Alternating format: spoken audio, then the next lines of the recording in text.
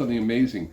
We pointed out last time in our first session on the first Perek of Mesilas Yesharim that the centrality of Chiyuv, the question every person has to ask himself, the yesod of it all, the shorish of it all, is ma chovaso ba'olamo, what's your chova in your world? Where are you going?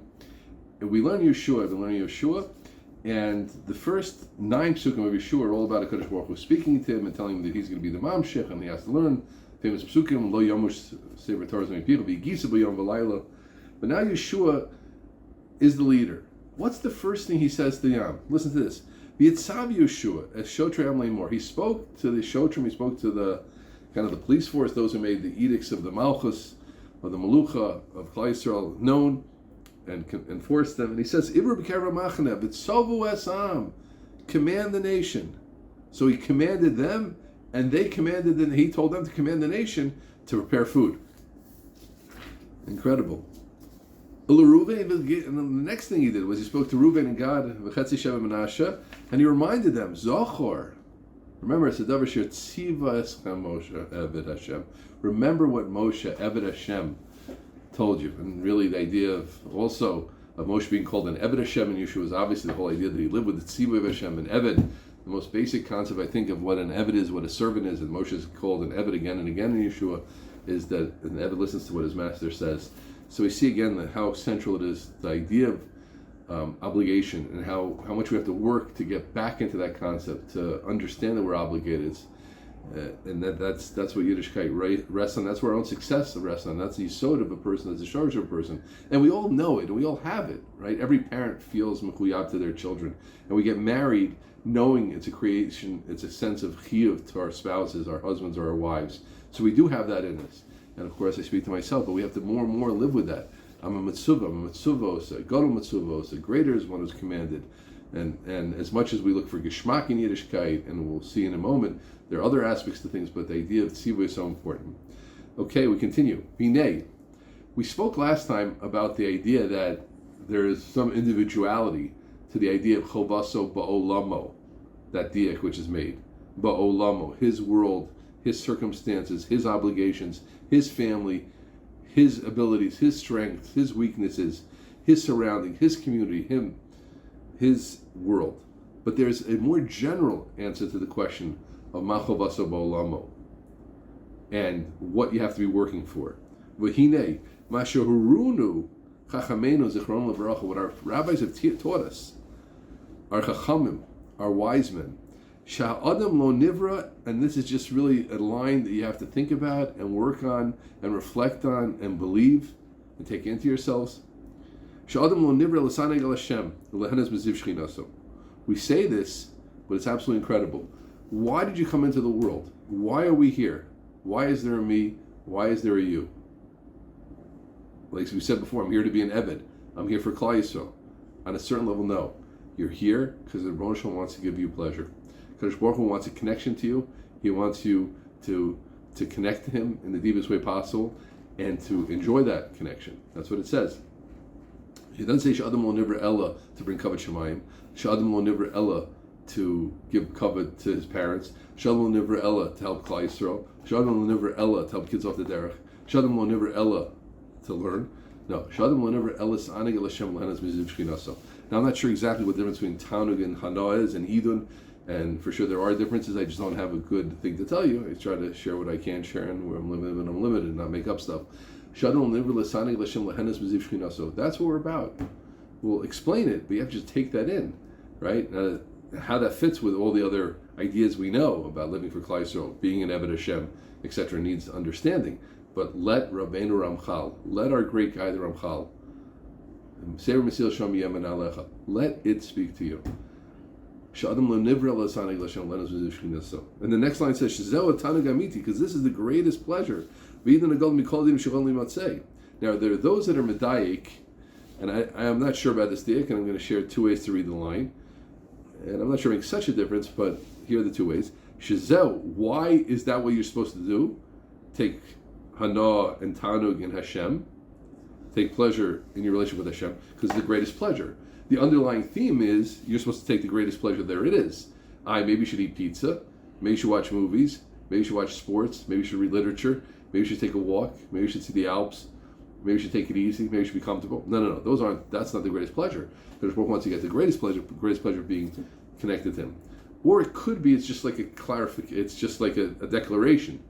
Kadosh Baruch Hu created you to get the pleasure of connection to Him, right? And this is Giselle, and this is the greatest pleasure that there is.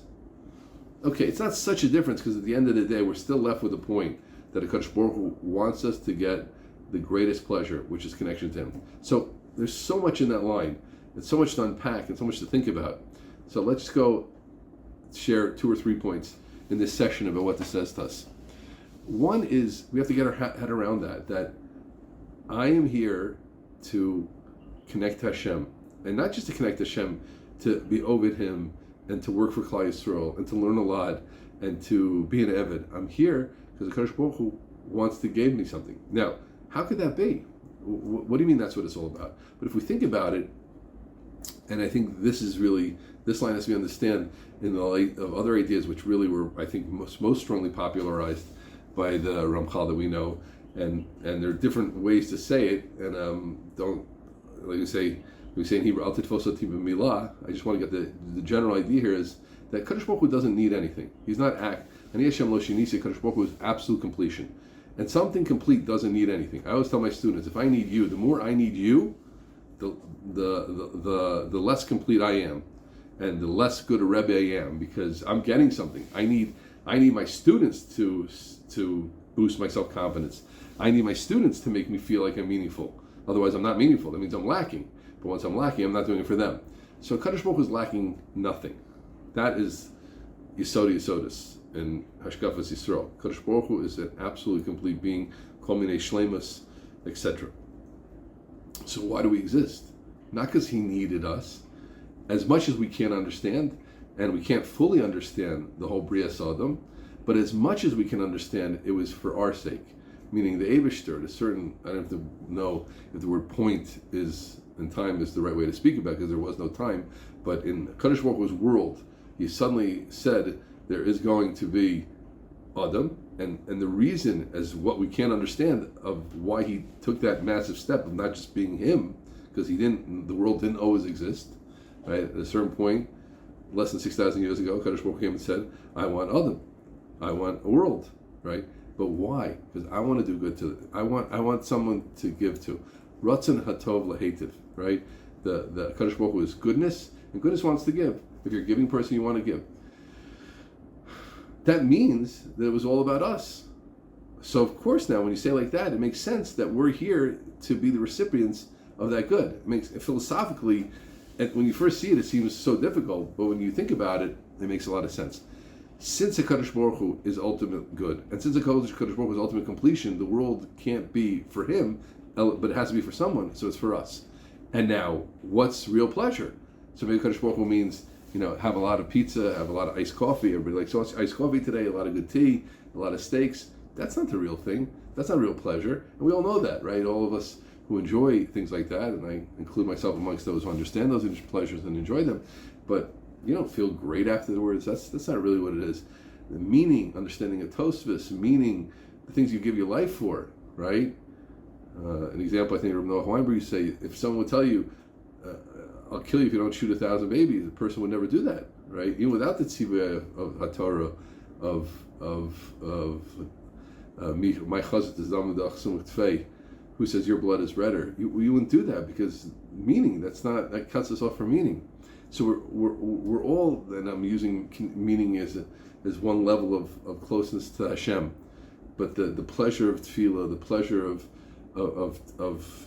learning, of meaning, of living for something, all those things that people give up their life for, that's one stage and level, an aspect of the kirva sabori. And now that's not the full thing, we'll see in a moment, but that's what it's about, and that's why we're alive. And because the Kadosh Baruch Hu wants to give us real pleasure. So Hashem says, look, I created you like a parent with a child. You're here in the world, and I want to give to you. But I want to give to you the real thing. I don't want you just to be a slovenly child. I don't want you to be lazy. I don't want you to make a name for yourself in the world. I want you to be a good member of society, of the community. I want you to do something with yourself because I love you, not because I need it for my own name, not because I need it for my covet, not because I need it for my status to post pictures of you. I need it for you because I love you.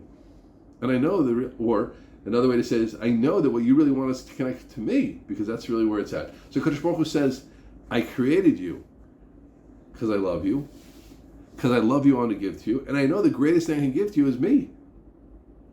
So therefore, understand that, dedicate your lives to that, and get there in Olam Haba, okay? Because that's what it's really about. It's an absolutely incredible line. I want to share another idea which I realized recently. There are amongst us, and it's unfortunately more and more, and technology is not helping us, and think about that. It's not going to help your children also. There's so many guinea pigs out there, so many people walking it back now, giving the kids phones and letting them run free with it. Now everybody is realizing what a terrible mistake it was. Some people were ahead of the game and they never gave their kids phones. They deserve some credit now. We're walking it back and saying, well, what a mistake we did by giving this unbridled stuff. Okay, that was a side point. But there's a lot of lack of self-esteem today. And I was thinking, at a certain level, you have to appreciate that. If you don't have self-esteem, you're going to be disconnected from what it's all about. Because the sod and the sharish of things is that I understand. He's definitely connecting here to what he said before. That the sod of sharish of things is to understand that in all this avodas Hashem, I'm all directing myself to get to the point where I'm close to Hashem and that pleasure that I get from being close to Hashem. But if I'm a zero, if I'm a nothing, if I don't count, if I'm not important, so that's never going to move me because I don't deserve to be close to Hashem. I don't deserve for Kadosh Baruch Hu to connect to me. I don't believe in my connections. I don't believe in myself. So I think that this very line, this is a new gilui I had, new reveal thing that I had, is that this very line pushes a person and says to the person, screams to the person, you know what? Believe in yourself. Love yourself. Understand that Kadosh Baruch Hu loves you. How much he loves you, the whole world was for you. And all the mitzvahs are for you. And all the other means are just means to get back to the connection he wants to give to you because he wants to give to you. Let him give to you. Like a parent says to a child, like, I want to give to you. Kids say, no, I want to be independent. No, I love you so much, I want to give to you, Kadosh Baruch Hu. And that's why I want to go on vacation with you because I know deep down it's hurting you. You're not connected enough to me. That's where your real angst is. That's where your real pain is. That's where your cry is. You're not crying over spilled milk. You're not crying over the pizzas. You're not crying over the salary. You're crying over disconnect from me. Please work to connect yourself to me because that's what will bring you the ultimate pleasure. So we have to have a good self-confidence in ourselves, good self-image. And if someone who doesn't have that can't get their head around this. How does this fit with the idea that we see in other sources, the purpose of everything is kavod shamayim? This is spoken about, I think, on very, very high levels. One approach which I've thought of, or perhaps even heard, I can't say it's the approach. Think about it. Ask wiser people than me and think about it, because it does certainly seem like a contradiction. Well, if the purpose of everything is that we should have pleasure with Hashem, how does that fit with saying everything God had created for His honor? So I think it works like this, that the highest level, the most deep level that we perceive is the idea that it's for us. The way that we sometimes connect that is by totally forgetting about ourselves and acting as if everything's for Him. It's, so to speak, like a mashal. I would say if I would create a whole army for my son, the whole army is for my son. But I tell my son, you know what? The only way you'll reach the full level you can reach for is if you live for the army. The real point of the army is for you, is to bring out your kochos, to bring out your leadership, to bring out everything. But if you sit and think about yourself, then you're not going to really connect to the army the best way, and you won't get to the most you can out of it. So you have to forget about yourself and live for the army and live for the country and live for all that, but ultimately, deep down, it's about you. But that's just what I call a hatzah. It might be it says it somewhere, I'm not absolutely sure, but that'll be one way things work. But either way, the line Mesilas Yesharim stands on its own as a line for the generations, a line for the ages. Adam lo nivra l'sanig l'Hashem l'henas l'ziv shchinaso. Shezel tanag mita v'yidun ha'gola mikol midiunim sheyicholim l'matzei. Right, we have to understand that deep down. Kadosh Baruch Hu loves us. I mean, if it says anything, it says that. And Baruch Hashem, in our generation to generation, which is closer to these ideas, right? All the Thank You Hashem Nation and the Kuda Tov, and there's a lot more talk of this. But I've read, which seems to me rings true, is historically after the Holocaust, a lot of the Frum world was much more into the Shvirtz Zayin Yid. It was understandable; they had seen difficult things, and they were growing up with people who had gone through the difficulties, etc. The Holocaust was so much in everybody's head, but they forged on. Lions, heroes that forged on. But it was very hard to relate to the idea, these types of ideas, that HaKadosh Baruch Hu loves us so much, and it's all an expression of His love, and thank you Hashem, and everything we get. Now we've distanced ourselves. We've lost some of the greatness, I always say, that those generations had. Their sense of tzivui, their sense of we have to just do it, etc. But we are in a time when the ideas of HaKadosh Baruch Hu's love, and Melech B'Sada, and all these ideas are singing, dancing. Kabbalah Shabbos are more present with us. We have to take a wave on that. We need the balance, and I think beautifully in the Mesilas Yesharim itself here, we have the idea of tzivui, very respectfully presented, right? Machovaso bolamo, as we spoke about, even in this session, certainly in the first session. But together with that, machovaso bolamo is the idea of adam l'niver elasane l'Hashem. Those are two world-class ideas, life-changing ideas a person lives with. I live my idea of tzivui, and I live with the idea shadam l'niver elasane l'Hashem. Where I'm going is the ultimate pleasure, the ultimate tachlis, the ultimate destination of kirvas abori, ani kirvas elokim litov.